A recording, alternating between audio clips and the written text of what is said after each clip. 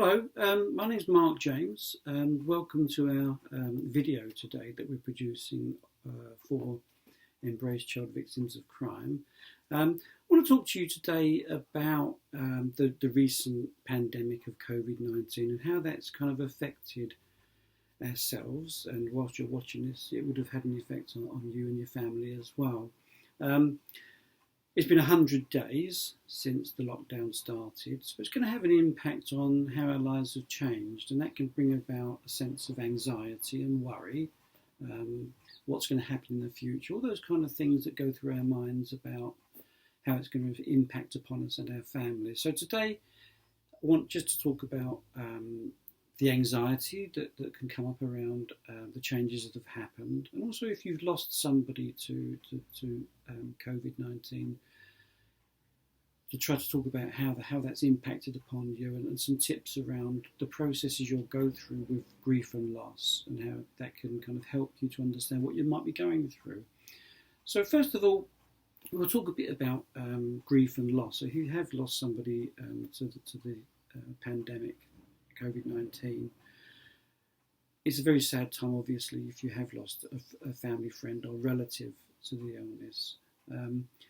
Certainly with loss, there's a huge impact on us as individuals and the whole family. There'll be certain stages you might recognise if you've had a loss of that nature, any kind of loss actually. So if you've lost somebody to COVID-19 or had a loss of anything else, and I think loss also around changes that have happened in our lives. Like, so if you had 100 days of lockdown, there would have been significant changes that cause anxiety, and in a way that's also a sense of loss as well. Sometimes what happens is there's the initial impact upon us when we've lost somebody, or if there's been a huge change, which there has been. It's really around shock and denial. What's happened here? What does this mean? And sometimes that sense of shock can be quite impactful. We might have a sense of, I can't believe this has happened. Why has it happened? And then once the lockdown came into place, sometimes there could be a sense of anger and frustration that our lives have changed so significantly that we're not allowed to play with friends or meet with family or grandparents, things like that. Or if you've lost a grandparent or a family member, then they're no longer in your life, and that sense of frustration and can make us quite angry that there's been that loss. It seems very unfair. You can feel quite low and depressed about the fact that a change has happened, or you're missing somebody in your life, and that sense of being overwhelmed by the fact that something like school or someone that may have passed away is no longer in your life can be quite depressing actually, and talking about that with people that are dear to you and close to you is a really good way of processing some of those feelings that you're holding, and to share those. We might find a struggle to find meaning about the loss of somebody, and that's quite normal.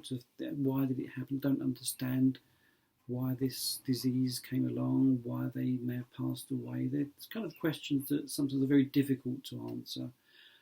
Equally with the lockdown and missing school and friends and things like that, it could be, why has this happened? How long is it going to go on for? So it creates a sense of anxiety for all of us.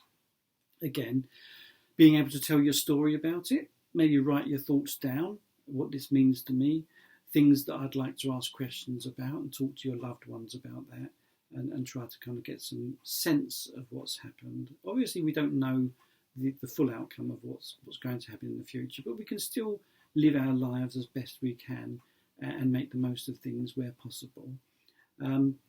If you have lost a friend or relative or a family member that's still playing on your mind at the moment, which it will do, those feelings we're going to get are quite normal. It's not unnatural to feel a real sense of huge loss in your life and being overwhelmed perhaps by the fact that they're no longer around, and that takes time to process and time to get through. So give yourself that time. It's very important not to kind of think that you should behave in certain ways when you're really not feeling it, and it's important to be able to talk to people that you love and care for about that loss. And even if that's just a loss of friends around lockdown, not being able to see people or school, there's also a sense of loss there. Some things you can do I mean, I've said talking about it is really important. So the more we talk about things, the more we get it off our chest, and that can be a huge sense of relief when we're able to do that. If you have lost somebody dear, then why not write them a letter? They may not be around, but you can write your feelings down in a letter and keep that letter, because it has a strong meaning for you in terms of how you felt about things and your experience, and that's really quite important. Although if someone has passed away, clearly you're not going to be able to read the letter, but it's really about you putting your thoughts down, what you thought about that person, and it creates memories for you that you can revisit time and again and still connect with that person, even though they may not be here. Having some kind of memorial to somebody that's passed is really important. So if you have lost somebody, be able to have a focus of attention that remembers that person, because they're still important to you, even though they may have passed away. They're still an important part of your life, and those memories are cherished and important. Also celebrating the person that may have passed, the good things that you remember about them. A couple of things you can do there is create what we call a feelings box or a memory box. You can get any cardboard box, shoe box, something you might find in the cupboard, even if it's a cornflakes packet. You make a box, and what you do, you can write your letters, and you can write a letter to a loved one that may not be here anymore, about your feelings, what you thought about, the good times you may have had. And you can keep that as a memory.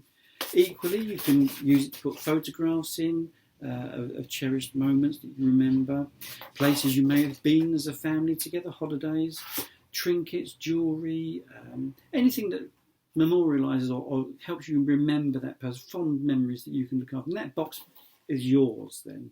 It's something you can look at whenever you want, share it with family. So whenever you're feeling down or depressed about that loss, as a family, you can go together and put things in it. You can decorate it as well. I think really decorating it helps to put some meaning around that for you. So memory boxes are a really good way of dealing with grief and loss around, if I want to revisit that person who's still in my life, I can actually go to the box and I can just read things, get things out that we share together. And it continues that connection, even though the person may have passed away. You can still have a connection with them, and that's quite healthy to do that. Equally, thoughts jar. If you've got thoughts about your feelings or memories of that person, you can make any kind of jam jar, write down your thoughts in it, pop them in. And when you're feeling low or you want to kind of communicate, is just to get them out and reread them. It gives you a really sense of connecting again, even though that person may no longer be there. So it's a couple of helpful tips that might work for you. Other things might work as well, drawing, artwork, anything you can do to kind of celebrate that person when they were here. And obviously you're grieving the loss. But you can still have a connection through doing things yourself to celebrate that person, boxes, jars, anything you can think of. And you may have some ideas yourself that would help with that process. It's normal to feel a sense of loss. It's normal to get that bodily sensation of feeling kind of hurt inside. So they're normal processes. You're a human being and you will experience that sense of loss. Okay. Thank you for watching, and we'll catch up again with you next time. So that's all now from myself, Mark James, and also from Embrace. Thank you for watching.